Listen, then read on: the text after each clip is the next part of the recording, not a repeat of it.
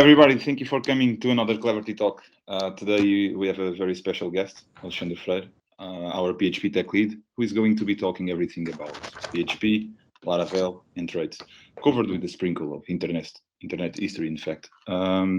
Please note we are holding this talk as a normal Teams meeting, and it is being recorded.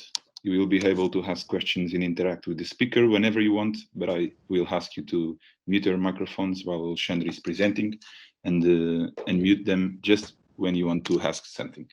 Cleverti has some talks and podcasts uploaded on YouTube, so if you didn't subscribe to our channel yet, here is a great opportunity to support each one of you who are giving this fantastic contribution to Cleverti. Alexandre, thank you again. I'm going to turn it over to you. Okay, thank you very much. First of all, I hope you can hear me. My voice is not the best these days. Today I'm going to talk about PHP, Laravel, and Traits. Although it's mostly targeted for PHP developers, however, I'm going to try to use accessible language so everyone can understand it, okay? So let's start a bit of the history of internet rendering, which is also a little bit how I got into the internet business. And so as internet, although internet was created in the 70s, the internet page rendering actually only flourished on the 90s with the creation of the World Wide Web. This is pretty much what I'm going to talk about. This is a very simplified version of the internet page rendering history. Unlike most people think, World Wide Web actually was not the first popular way to navigate pages on the internet. It was Gopher, through Gopher Space. That's how I started out.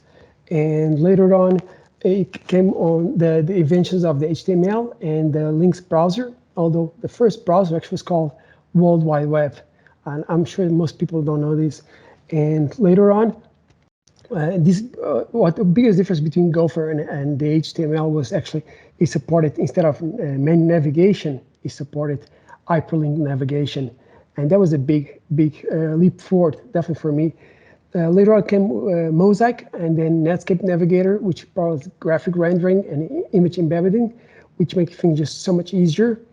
Nevertheless, at this stage, internet was still, the World Wide Web was still static content. Later on, with the creation of the CGI, that's what gave the dynamic content. At the beginning, it was all done in C, and the problem with C was it took too much time to do anything. So they started using Perl, which has been around for quite a while. And Perl was great at the beginning because it did provide regular expressions. It was very powerful, and the World Wide Web has the nature of patterns. Therefore, Perl was really good at this. Later on, it was created something called personal home page, and which is derived as PHP form processing.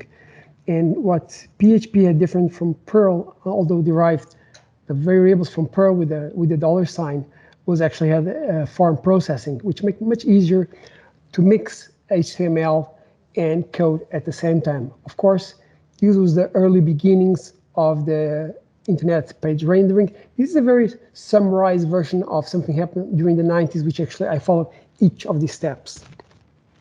Later on, let's see the PHP timeline here. So with the PHP timeline, the first was the release of the PHP. Right from the beginning, PHP can become popular. However, Perl was still widely used. It was actually on 2003 with the first release of WordPress, and actually it really boomed the usage of PHP. I know that many PHP developers don't consider WordPress as really a programming system or even programming, but actually even today, WordPress powers up more than 40% of the top 10 million websites in the whole world. So like it or not, it's still a very popular, and she's going to be around for a very long time.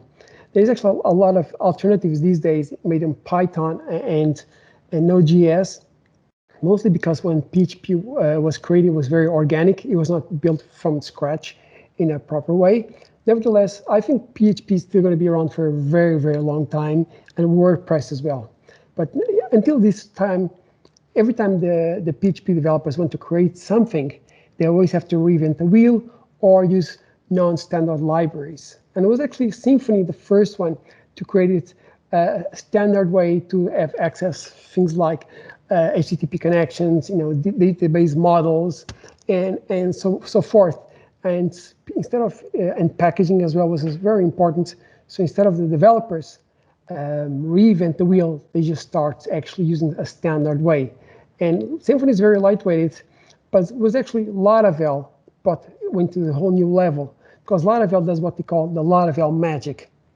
In Laravel magic, it's nothing more than if every time you do a website or you do an API from the backend standpoint, you have to redo many things, like addressing databases or some CRUD or some templating. And Laravel brings out all inside the box, and many things are hidden, so you don't really have to think about it.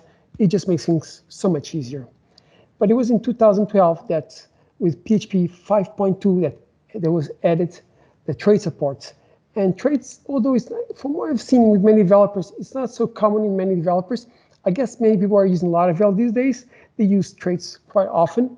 But from most developers who started out a long time ago, traits, even classes, are not so common. PHP still uses quick and dirty way to solve problems. But when you go in very large scale, Laravel forces we use the controls and classes, and traits can be extremely helpful tool. And that's what I'm going to here to talk about mostly today, the mix between Laravel and traits. All right, so let's see now a little bit about Symfony and Laravel. So what are the differences? Symfony is a lightweighted framework built to provide low-level services. However, you still can actually use for building websites, no problem. But it's perfectly for, like, for example, microservices that are very tiny and you want something very fast. Laravel, on the other way, is a heavy duty. So you really actually can build so much stuff for APIs or websites that in Symfony you still have to do manually. One of the things I really like about Laravel is, like, for example, the seeders. It just makes things just so much easier in migrations, right?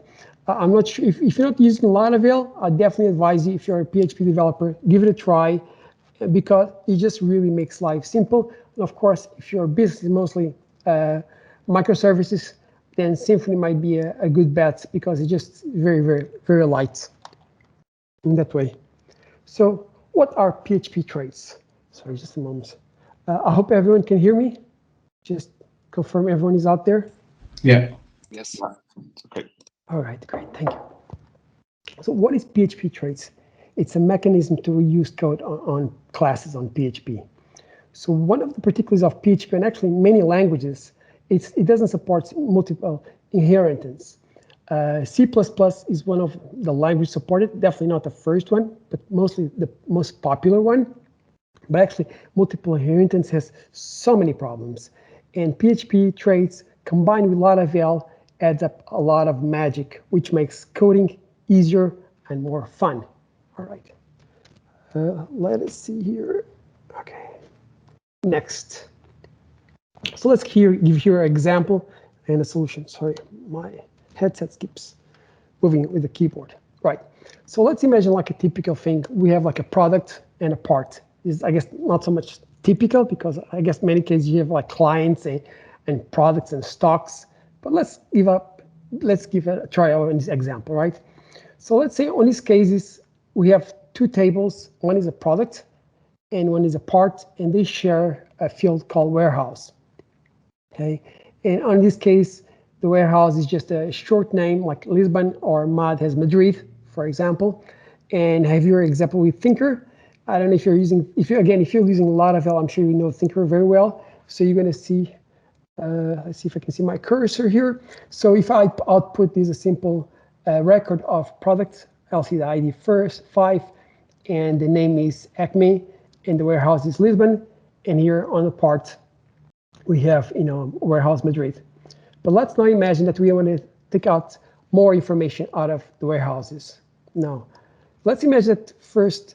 Let's imagine that the information we have on the warehouse is actually, it doesn't derive from a database. It just derives from, like, for static tables. So we want to know, for example, what is the address of the warehouse. And depending on the warehouse, for example, if it is in Germany, it might have a lower VAT. And if it is in Portugal, it has a higher VAT, mostly unfortunate, right? I think this is actually true. So the great thing about Laravel magic is just, if you add these methods called get field attribute and then get field attribute, Laravel by itself will actually transform these into fields, like was just part of the table.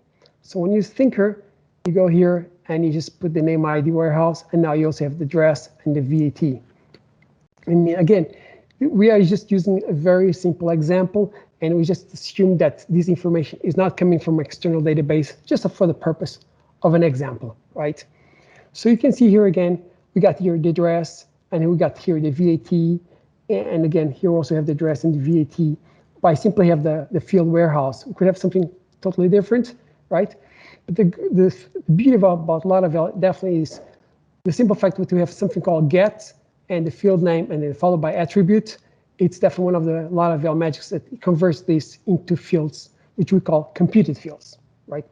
Nevertheless, you still actually have to code these twice. Of course, this is a very simple example, just taking information from a simple array.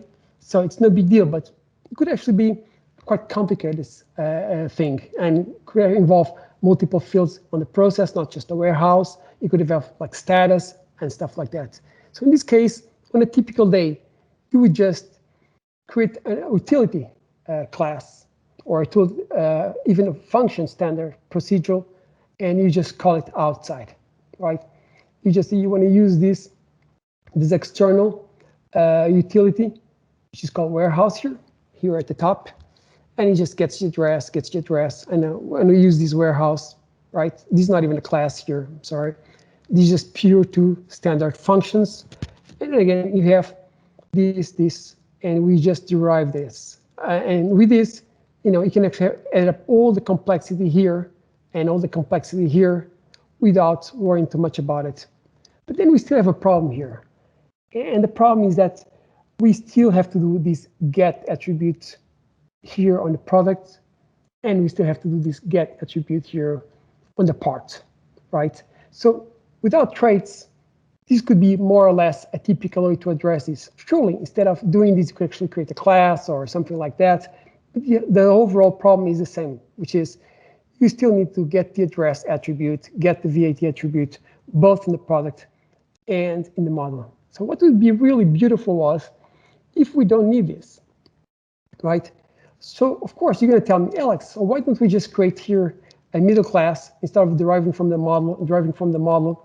Could just create like something like warehouse model here, and warehouse model, and just put this upwards. All right, why not this? Because let's imagine that these two things actually not just for the warehouse. We can have something for the warehouse, or we actually have something for something totally different.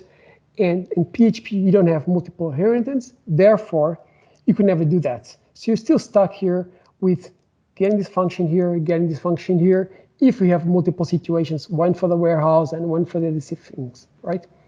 With traits, you can solve this actually beautiful.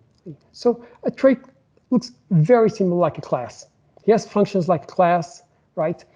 And with get address, and here we can add up all this complexity.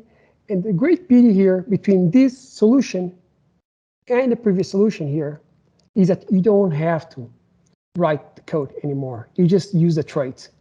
Basically, what it does, it just glues up these functions here into the class itself, right? And again, this is a very, very simple example, but if you have multiple traits here, you just can put one after the other followed by a comma, and instead of having all of these functions, let's imagine you have validators, right? Or imagine we have things that are really, really complex. I use it like, for example, for ranking, for scoring, that involves multiple fields. And we can get the validators, the warehouses, the scoring, all in the same place. All we have to do is pretty much uses the first trait, followed by the second one, followed by the second one. And instead of having this massive amount of code here on the products and a massive amount of code here on the parts, we just have here. And then again, and the trait also can be shared here on the product and warehouse, but can be shared in a different model. And then on the different places, you can share different traits. So they don't have to be always the same list. And that's pretty much what I want to talk to today here. We are on 15 minutes. That's my time. So I definitely advise you, if you're using classes, to start using traits, even if outside Laravel magic, because it's a great way. I think if you're coming from a different language like Java, you're used to interfaces, which does kind of mime a little bit. It's not the same thing, but there is some similarity. But if you're coming from PHP background and start just like scripting and now you start with classes, maybe it's time to move forward and start adding up traits. Well, that's it. Well, my name is Alexandre Freire, and this is my PHP presentation regarding Laravel and traits. It was all summarized as much as I could, but it took the 15 minutes. That's it. I'm all good. Alexandre, thank you very much. Hope you can answer if there are any questions our attendees would like to ask you. Is there any questions?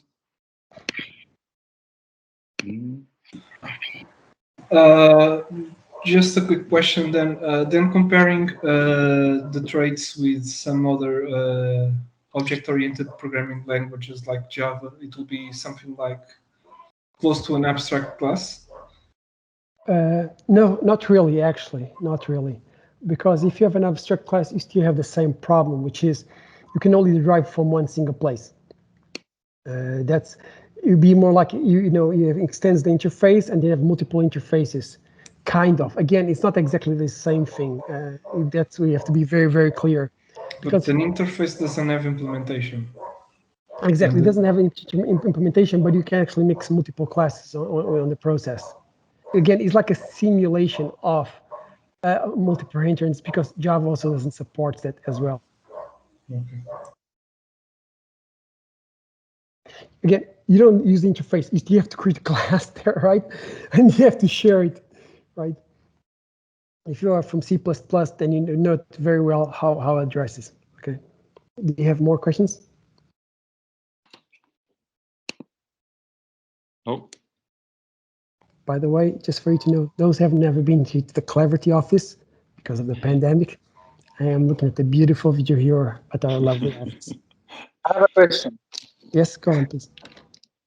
Hi, thanks for the presentation. First of all, thank you very much. My question is, okay, if you have a trait, you can always create a new class, and inside the class just use the trait and nothing more, and you get the equivalent class of the trait, right?